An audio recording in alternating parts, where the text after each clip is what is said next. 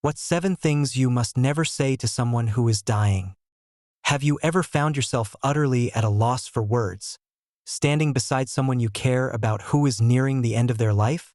It's one of the most tender, delicate moments any of us will ever face.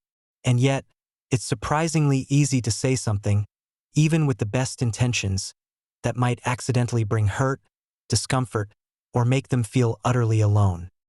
In this video, drawing from the profound experiences of hospice nurses who witness these intimate moments daily, we're going to reveal 7 things you must never, ever say to someone who is dying. Each example will help you understand why certain words, even those meant to comfort, can land the wrong way, and more importantly, what you can choose to say or do instead to truly offer peace, dignity, and unwavering support. Stay with us until the very end, because what you learn here might not only transform the way you communicate in these difficult moments, but also help you bring a deeper, lasting comfort to someone who truly needs it. Please subscribe to Happy Life Secrets for more contents like this. If you haven't yet, please take a moment to subscribe to Happy Life Secrets and turn on notifications.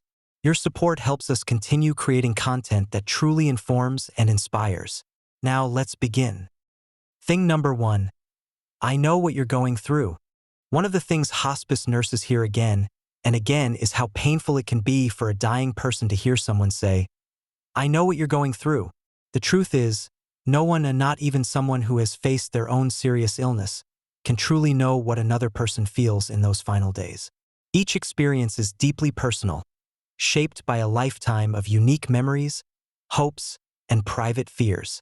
When we say we understand, we may mean to offer comfort, but it can feel as if we're brushing aside the unique and sacred nature of their journey.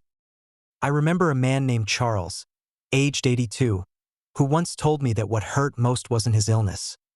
It was when people assumed they knew what was in his heart without even asking. What he longed for was simply someone to listen, to sit quietly beside him without trying to explain away his pain. When we choose instead to say, "I can't imagine what this feels like for you, but I'm here," we give a gift far greater than any hollow reassurance. We offer respect for their individual path and show that we are willing to meet them where they are, without pretense. In those moments, it's our presence, not our assumptions, that matters most. If you're finding these insights valuable, please like this video, subscribe to the channel, and share it with someone who needs to hear this. Your support truly helps us reach more people. Thing number 2. Stay positive or fight harder. Another phrase hospice nurses often hear, and one that can unintentionally add weight to a heavy heart, is when someone tells a dying person to stay positive or keep fighting. While meant to encourage, these words can feel like pressure, as if their worth in that moment depends on their ability to put on a brave face or battle something that, deep down, they know they cannot change. The final days of life are not a contest to be won or lost. They are a time for honesty, peace, and acceptance. When we urge someone to fight harder, we may overlook the fact that they have already given everything they have, and that what they need now is not a push to do more, but permission to rest. I think of my neighbor Helen, age 79, who entered hospice. She shared with me that every time someone said, "You can beat this," she felt isolated, as if no one saw how tired she truly was. What brought her comfort wasn't encouragement to battle on, but the gentle words of friends who said, "I'm here with you no matter what." Those words gave her strength in a different way, the strength to let go of struggle and find peace. Remember to like this video, subscribe to Happy Life Secrets, and share if you're finding this information helpful. It makes a real difference. Thing number 3. It's all part of a bigger plan. Another phrase that hospice nurses hear far too often is when someone tells a dying person that their suffering is all part of a bigger plan. While this might be said in an effort to provide comfort or meaning, it can instead feel dismissive of the pain and fear that the person is experiencing in that very moment. When we say things like this, we may unintentionally make it harder for them to express their true feelings, as if their sadness or worry is somehow out of place. Facing death is deeply personal, and what someone often needs most is to be allowed to feel what they feel, without being told that their experience is just a small piece of something larger that they may not even believe in. I once knew a woman named Ruth, aged 84, who shared that when friends tried to soothe her by saying her illness was part of a plan, it left her feeling unheard. What she longed for was not answers, but simple companionship. A hand to hold, someone to sit quietly with her, someone to say, "I'm here." When we offer our presence rather than explanations, we provide a comfort that no words about grand plans ever could. If this video is helping you, please take a moment to like it, subscribe to our channel, and share it with others. Your support empowers us to create more valuable content. Thing number 4, don't cry or don't show emotion. One of the most unhelpful things we can say to someone who is dying is to tell them not to cry or to try to stop them from showing their true emotions. Hospice nurses have shared how important it is for people at the end of life to feel safe expressing what's in their hearts, whether that's sadness, fear, or even moments of joy. When we urge someone to hold back their tears or silence their grief, we send a message, even if we don't mean to, that their feelings are a burden or something to be hidden.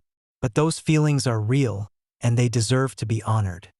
I think of a man named Walter, aged 80, who once told me that what gave him peace was being able to cry openly with his daughter at his bedside, without being told to be strong or put on a brave face. In that moment, his tears weren't a sign of weakness. They were a release, a way of saying what words could not.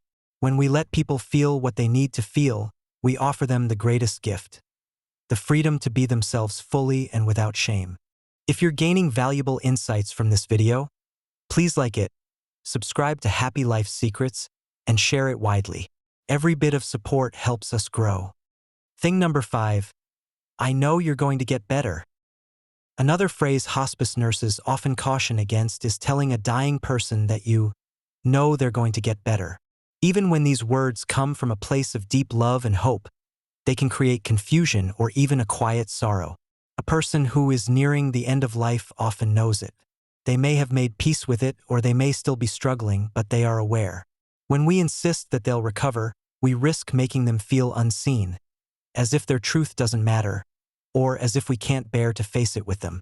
This can leave them feeling more alone at a time when what they need most is honesty wrapped in kindness. I think of a woman named Eileen, aged 83, who once shared with me that she felt deeply comforted not by promises of recovery, but by friends who were willing to sit quietly with her and say, "I'm here and I care." When we choose to offer presence over promises, we help build a bridge of trust and give someone the dignity of being met exactly where they are. That kind of honesty, paired with gentle support, is what truly brings peace in those final days. Don't forget to like this video, subscribe to our channel, and share it with friends and family. Your engagement helps us continue our mission. Thing number 6, everything happens for a reason. Hospice nurses have often witnessed the pain that can follow when someone tells a dying person that everything happens for a reason. While those words might be meant to offer comfort or to help make sense of something so difficult, they can instead feel hollow and leave a person feeling even more isolated. In those final days, many are searching for meaning in their own way, and having someone else try to define that meaning for them can feel like their own feelings or beliefs are being overlooked. It's a time for deep listening, not for offering answers that may not fit the person's heart or faith. I recall a man named Henry, aged 85, who once said that the most meaningful moments came when friends sat with him and simply allowed him to speak freely, without trying to explain away his pain or give it a reason. He found peace not through answers, but through companionship, through knowing that he could share what was on his mind without being judged or redirected. When we choose to offer our quiet presence instead of explanations, we show that we honor their unique journey and that we are willing to walk alongside them without trying to map the path. If this content is providing value, please hit the like button, subscribe to Happy Life Secrets, and share this video to help others learn. Thing number 7, you should feel or act this way. One of the most damaging things hospice nurses caution against is telling someone who is dying how they should feel or behave. Whether it's urging them to be brave, asking them to stay cheerful, or suggesting they shouldn't feel afraid. These kinds of comments can take away a person's dignity in a deeply vulnerable moment. Each person's experience of dying is unique, shaped by their own memories, fears, beliefs, and hopes. When we tell them what they ought to feel, we risk silencing their truth and making them feel as if their emotions are somehow wrong or disappointing. I think of a man named Samuel, aged 84, who once shared that what brought him the most comfort was when his sister told him, "You can feel whatever you need to feel, and I'll be here with you." Those simple words gave him permission to be himself without pressure or judgment. When we offer that kind of acceptance, we help someone feel seen and respected, and in the end, that's one of the greatest gifts we can give. Final thoughts: the power of your presence. As we come to the close of this video, I hope these 7 insights have offered you a deeper understanding of how powerful our words can be in life's most tender moments. Which of these surprised you the most? Which one do you feel you'll carry with you the next time you're with someone facing the end of life? The truth is, it's not about having the perfect thing to say. It's about being willing to show up with honesty, compassion, and a listening heart. When we choose our words with care, we offer not just comfort, but dignity and peace. And that can mean more than anything else in those final days. Thank you for joining us today. We'd love to hear from you. Leave a comment below and share one thing you learned today and how you plan to use it in your life. Your thoughts are important to us, so don't hesitate to share them. Reading your comments gives us great motivation and encouragement. If you found this video helpful, please like it, subscribe to Happy Life Secrets, and share it with your community. Your support ensures we can continue creating content that truly matters. Thanks for watching, and we look forward to seeing you in the next video.